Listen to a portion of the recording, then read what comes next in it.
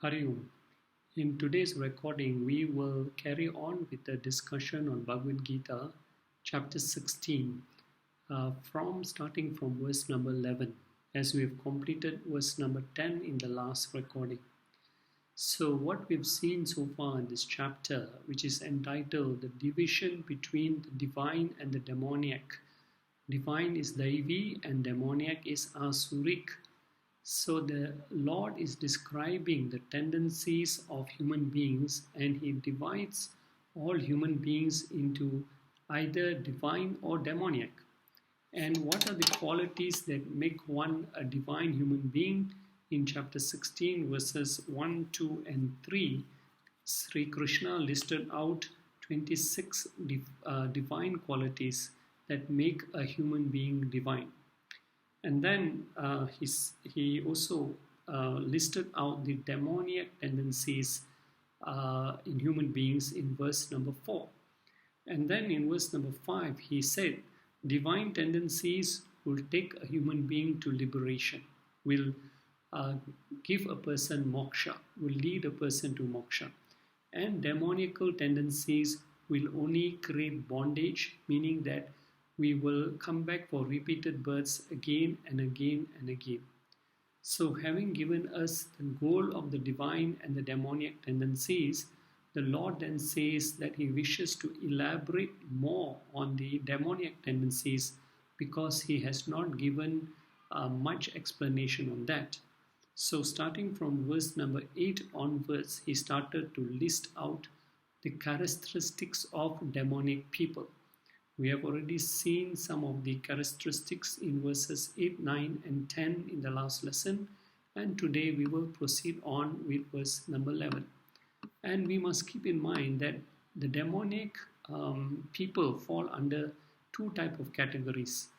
There are those who believe in God, they have belief in God, they have belief in rituals and prayers, but they use rituals and prayers to advance more of their selfish desires. And then there are also demonic people who have totally no belief at all in the scriptures, in God, in creation, in karma, etc. So let us now carry on with explanation on verse number 11, where the Lord carries on to give the characteristics of the demonic people. So the Lord says there is one constant companion of demonic people. And what is that? He says in verse number 11, they are upasritaha. Upasritaha means they are beset or they are endowed with or full of chintan. Chintan means cares, worry. And not just one or two worries trouble them in their mind, but the Lord says Aparimeyam. Aparimeyam means innumerable. They have countless of worries and things which are always troubling their mind. And why is that so? Because the mind of a demoniac person is constantly occupied with the acquisition for things they don't have. So constantly they are trying to find out ways and means how to acquire more and more to satisfy their selfish desires. And what about things they already have? Are they happy? No. For they worry how long can they hold on to them. Will somebody take it away? Or does somebody have more than me? Then they feel envious and jealous of that person. So just like power, when one is attached to power, you're so attached to power that you worry that somebody may come and topple you away from that position of power. So neither are they satisfied.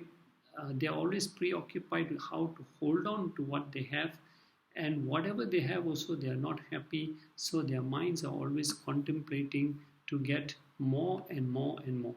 So when such a mind is only constantly occupied by acquisition and preservation, then it leads to a cause of number of worries, and that drives them to put more efforts to maintain what they have and to obtain what they don't have. And constantly such a demonic mind is never happy because In a demonic mind, when one desire is satisfied, another desire props up. So in English language, there's a beautiful phrase: past tense, present tense, future tense. For demonic people, their past is also full of tense, they're full of worries. In the present also they are always tense, and in the future also, when they think about the future also, it makes them tense. In all three periods of times they are tense or in a state of anxiety with innumerable worries. And if the worries are only for some time, a few weeks or a few months or a few days, it is okay. But because their desires are unlimited, their worries are also unlimited. And their worries go on right to the end of life. So the Lord adds one more characteristic, that He says that demoniac people are constantly plagued with worries when pralayantam, until all the way to their death. So while they're living, they never enjoy a peaceful, happy mind. Always the mind is stressed out. And to such people, the Lord says, Parama, what is the highest goal? What is their ultimate goal in life? There are only two things that they cherish in life.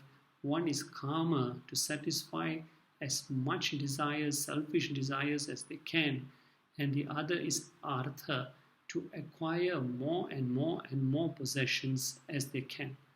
So the Lord says, Parama, their highest goal is karma and artha, and they are constantly, as a result that their goals, they have so many selfish desires, as a result they are always running about kama upabhoga.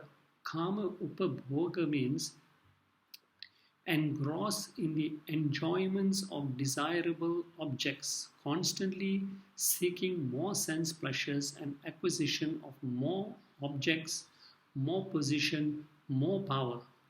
And the Shastras, our scriptures, they don't say don't enjoy pleasures, but the Shastras, our scriptures say balance your material growth with spiritual growth. It is not that we cannot enjoy. If we have the money, we've earned the money legitimately, and we are going to a nice restaurant to eat food, we enjoy that, it's okay.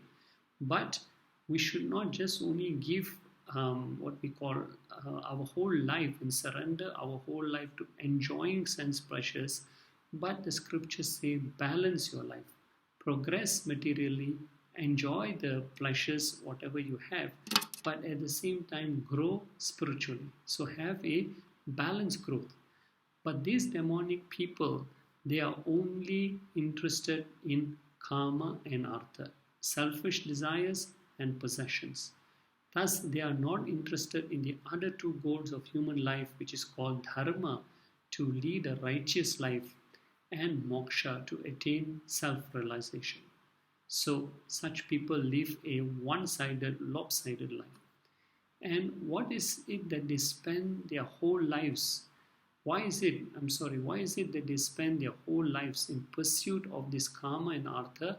Because Krishna says they are nishchitaha. Nishchitaha means they feel very, very sure, very convinced that the whole purpose of life, the whole purpose of this human birth is that iti. Iti means that, etavad. Etavad means there is nothing other than life than just to enjoy life. So eat, drink and be merry. Beyond these three goals, there is nothing else for a human being to do. They should not. They are so strongly convinced. They so strongly believe that beside eat, drink, and be merry, there are no other goals of human life. There is no other higher purpose of human life. And if we are only interested in artha and karma, then how is a human life different from animal life? Because animals also like to satisfy their sense pleasures. They eat, they drink, they procreate. They are doing basically the same things as the demonic people. And animals also engage in artha, possessions. They find a suitable place to for a shelter for themselves. They also run about, they work hard to acquire or hoard food.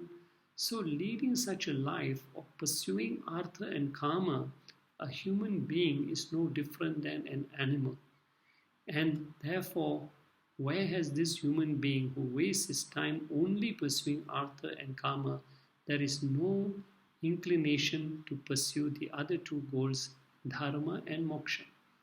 Swami Chinmayananda says that the goal of life for humans is to elevate themselves from animal man.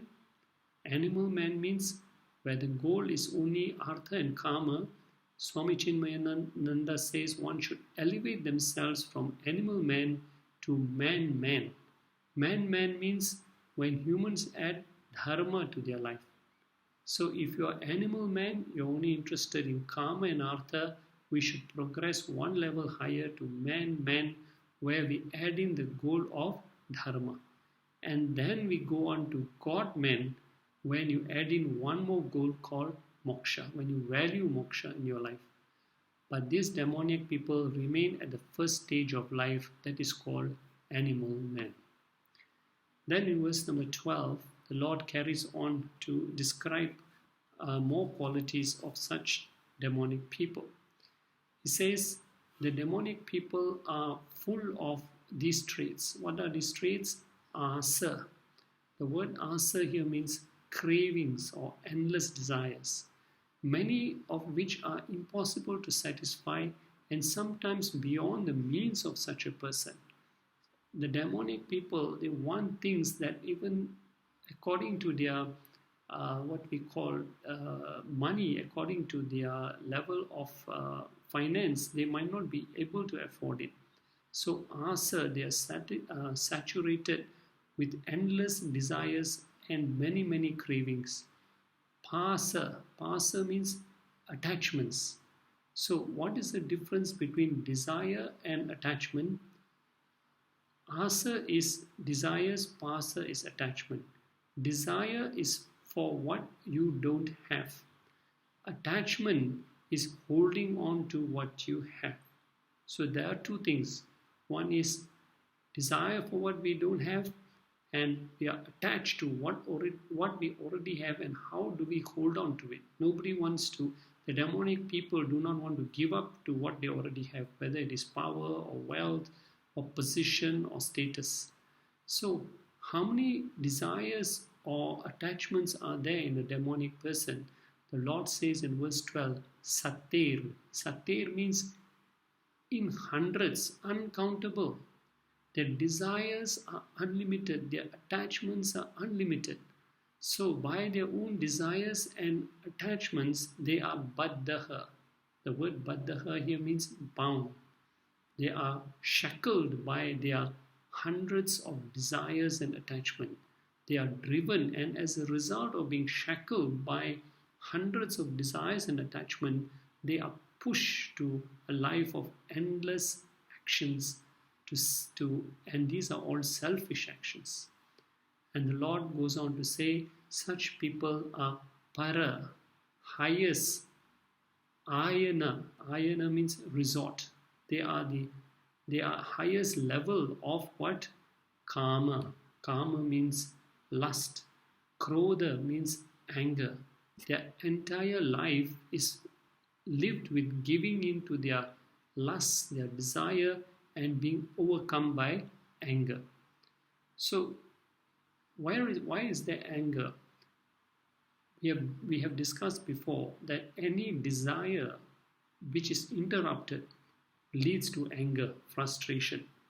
So whenever the more desires we have, and we cannot sometimes satisfy when there are so many desires, maybe 50% of the desires we can satisfy, 50% of the desires we cannot satisfy. And when these desires eat away at our mind, and there are obstacles and obstructions to our satisfying our desires, the offshoot of such obstructive desires is anger, frustration, depression. So the Lord says they are full of a life of kama, desire, and krodha, of anger. And there is no self-discipline or control in their lives. Fulfilling each desire leads to cultivation of more desires, and being unable to fulfill their desires leads them to anger, frustration, and these two qualities, that is, endless desires and anger or frustration, become a major obstacle on the spiritual path. A man filled with desire and anger is a mind filled with desire and anger is not a conducive mind for the study of scriptures. So, I remember reading a particular story somewhere. It says that a rich man, he was driving his expensive sports car at a very top speed, very high speed, and he was taking very dangerous corners and all that at very high speed. At one point, the car got out of control, it overturned, and he was thrown out of the car. The car burst into flames, and he was thrown out of the car. He was alive, but the whole car burst into flames. So a patrol car, police car came by and saw this rich man sitting by the roadside, and he was crying, "Oh, my Ferrari car, oh, my Ferrari car." The rich man was so engrossed in grieving for his burning car that he did not notice that when he was flung from the car, his right arm had been torn away from him. He didn't have the right arm anymore.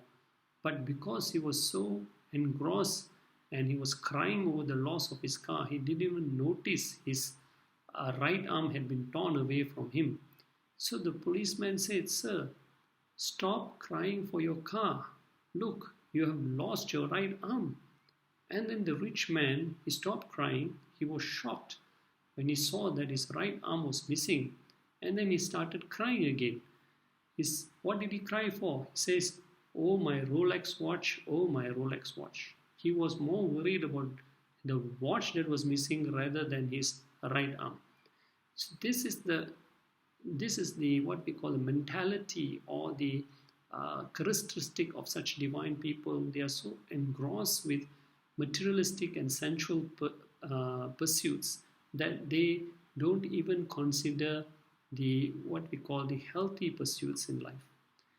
So we are still at verse number 12. So ihante, the Lord says, ihante. Ihante means when we lead an indisciplined life of pursuing desires, you must understand a very important thing. The more desires you have, and we lead a life of trying to satisfy all his desires, a time will come when the desires overpower the individual. And in order to satisfy the craving for unlimited desires, what happens? The Lord says, ihante. These people, they strive. They put in all types of plans and schemes and efforts for what? Artha samchayan.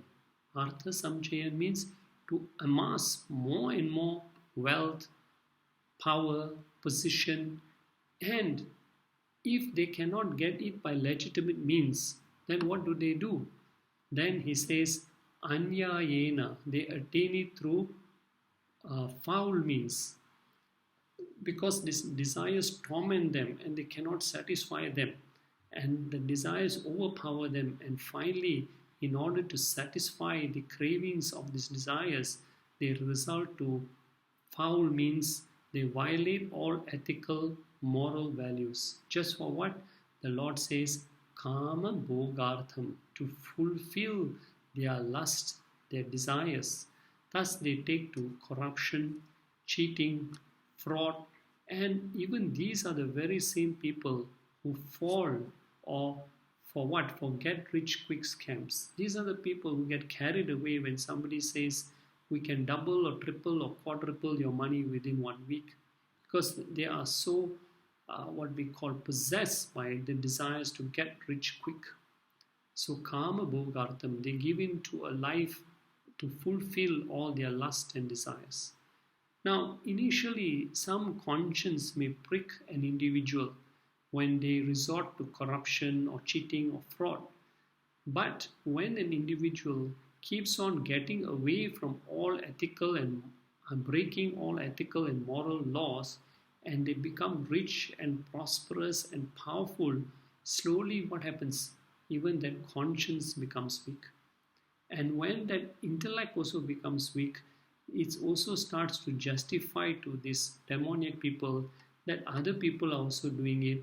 What is wrong if you also do it? There's nothing wrong.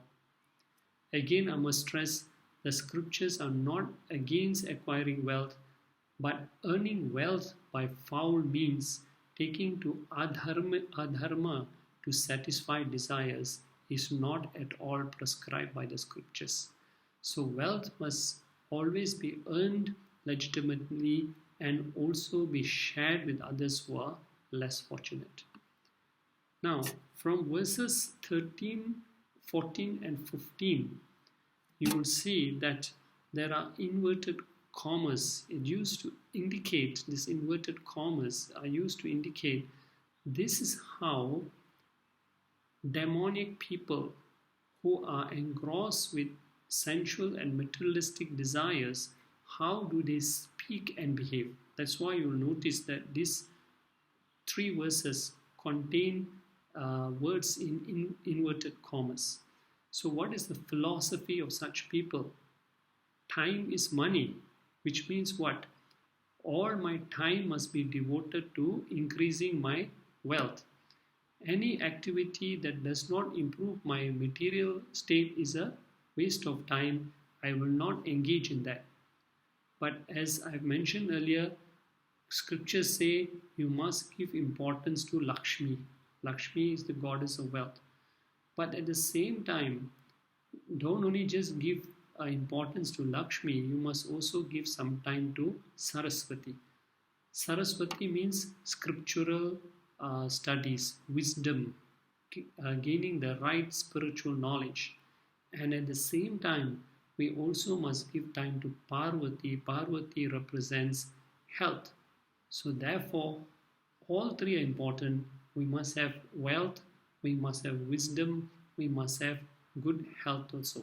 And that's why the three, what we call the three deities, Lakshmi, Saraswati and Parvati, represent the three goals of life. But to a materialistic person, he forgets Parvati, he forsakes his health in pursuit of wealth, and gradually even forgets Saraswati, which is knowledge and wisdom.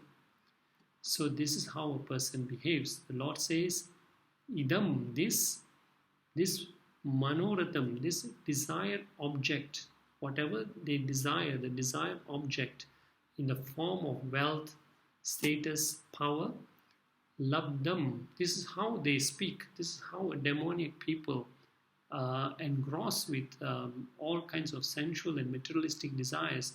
This is the way they conduct themselves. They say, idam manoratham, this desire, labdam, has been gained, maya, by me, adya, today, by my own effort. Nobody has helped me.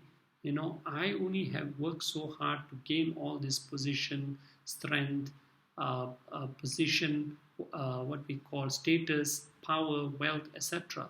So this is how they speak. This whatever I desire has been gained by me today. So up to now, all the things that I have desired, I alone have worked hard to attain all this. So they are very boastful, very proud of their materialistic achievements. Now, does that mean such people are happy with whatever they have? They boast about what they have. But are they happy? No. Because why? They have another list of huge desires which are not fulfilled. So what do they say? They say, imam, that other, all those things which I desire and I don't have, prapshe. Prapshe means I also will acquire that. Eventually, I will work hard. I will make sure that I will acquire all those things which I desire and I don't have. I will fulfill all my other desires. So such a type of people are always keeping track of what is their current wealth position. So they say, idam dhanam, this wealth, asti, is in my hands right now. This is my position. I have so many properties, I have so many houses, I have so many businesses in different countries. So if I am number 5 this year, I want to be number 4 next year. If I'm number 4 next year, I want to be number 3 next year. So they are so preoccupied with how others are also gaining on them. They are always worried about those who have more than them. At the same time, they turn back and look at many people who are advancing and going to take over their position. So, in order to make sure that somebody doesn't take over my position, then I have to work harder. I have to constantly keep stock of where I am. So such demonic people say, api, also, dhanam punar. Dhanam means wealth, punar means again, bhavishyati is coming. So not only they take stock of their present wealth and they boast about it, but they also boast of what more they're going to acquire, bhavishyati. They project where they're going to be in the next year, how much more properties, how much more wealth they're going to acquire. They never talk about how many people they're going to help. They don't think about how to help others with their wealth, power, position, but they only think about how to increase whatever they have. So they make a lot of plans for the growth of their wealth. So that brings us to verse number 14. And due to the overpowering of their ego, they express themselves in this way. What do they say? They cannot bear to see others progressing more faster than them. So they cannot bear to see other people succeed. Anybody who succeeds brings them anger, jealousy, and what we call disappointment. So frustration. And those who are more successful, who are more than them, so what do? They classify them as Shatru. This person is my enemy. Why is he my enemy? Because I look upon what he has, and if he has more than me, then he's my enemy. Or if he's trying to chase up to overtake my position, he is my enemy. Such people cannot bless others, be happy for other people's success. So what they do, they seek to, the word the Lord uses here, hataha. Hataha means they try all ways and means to destroy the others. By foul means, by whatever way they can to sabotage people, he says they try to destroy all their enemies. And they proudly claim, Asau Satru Hathamayaha. That competitor, that enemy has been killed or has been destroyed by me. They proudly proclaim this. They scheme to bring other people down, and they are proud to declare that they have destroyed this person's business or this person's career. That is the nature. And what about all future competitors?